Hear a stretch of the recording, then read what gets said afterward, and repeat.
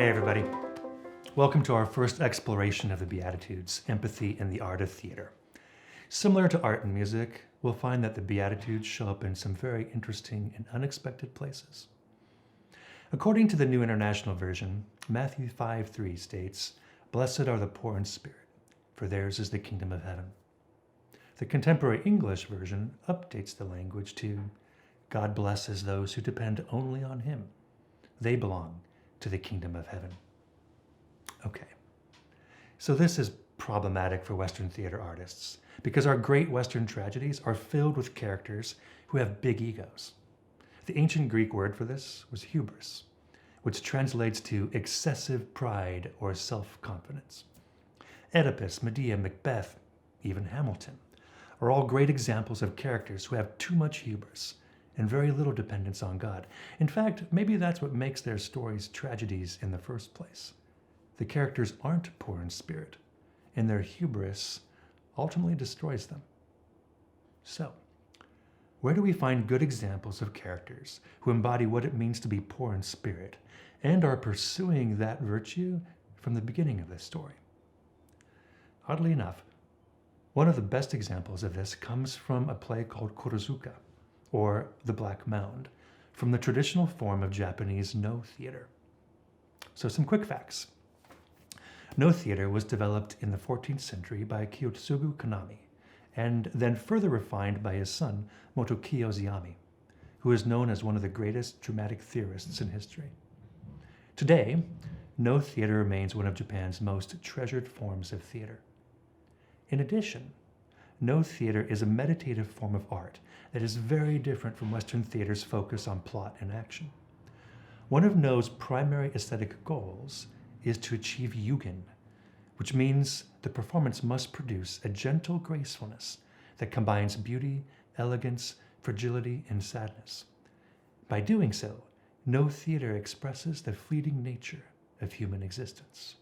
Scholars aren't sure who wrote The Black Mound, but many suspect that Zeami was the playwright. So the play we're looking at today, and its theatrical form, are nearly 700 years old, which I find absolutely delightful. Rather than explain all of No theater to you, I'd like you to watch the short 9-minute video clip from the tradition of performing arts in Japan that covers the basics of No theater, while also featuring the key moments from The Black Mound.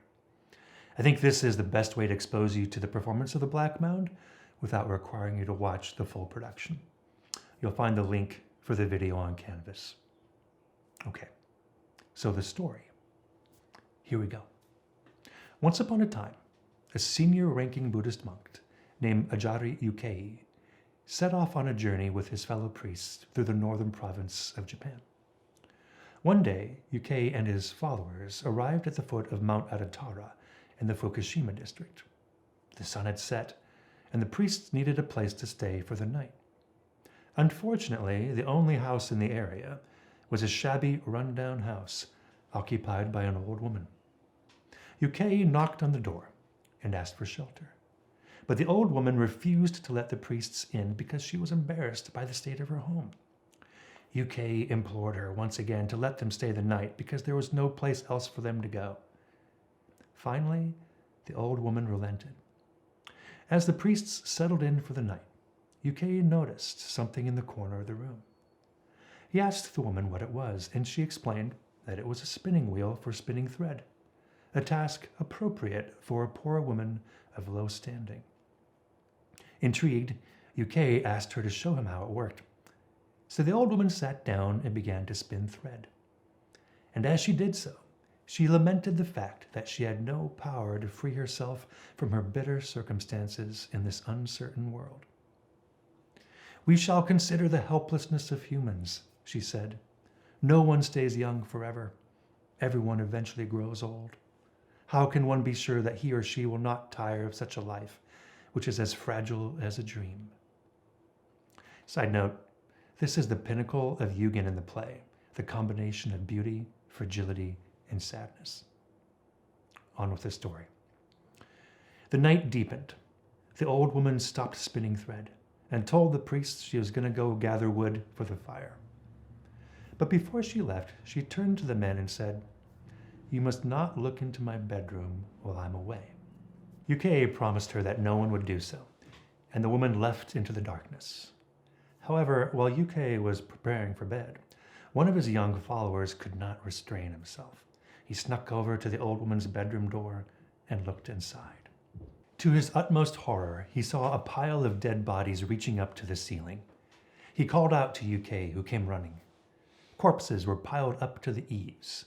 The room was filled with the stench of decomposing flesh, and the dead skin and fat were putrefied. This place must be the house of the ogre rumored to be dwelling in the black mound of the ARTP. In horror, UK and his men fled the house as fast as they could, stumbling along the way. When the old woman returned home and learned her secret had been revealed, she flew into a rage and transformed herself into a flesh-eating ogre. She summoned a powerful storm and chased the men down the hill. In their moment of desperation, UK and his men prayed for protection with all their strength. And as they prayed with an earnest single-mindedness, the storm began to weaken, and the angry shouts of the ogre vanished with the storm. The end. What a delightful story, with a powerful and simple message. As a Quaker, I believe that all truth is God's truth, and that God is working all the time, everywhere, to bring God's truth to light. While I do not adhere to Buddhism, it is exciting to see the core essence of the first Beatitude woven into the heart of this story. UK and his priests face a power they cannot defeat alone, and they know that prayer is the only answer.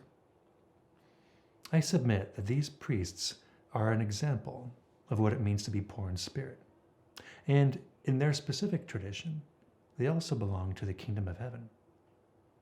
Additionally, one could also say that the very form of no theater and its pursuit of Yugen echoes what it means to be poor in spirit, as audience members are reminded that life is fleeting and that we are all in need of something greater than ourselves to provide meaning for our lives.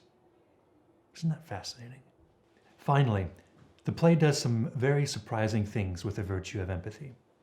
The playwright constructs the story in such a way that we empathize with the old woman before we find out that she's an ogre. Our empathy reaches its height when she sits at her spinning wheel and recounts her sad story. In that moment, we are led to believe that the old woman is only talking about her poverty and age. However, when the play comes to its conclusion, we understand that the old woman is also sad about her state of being. She mourns that she is a shape-changing ogre who will harm her guests if provoked.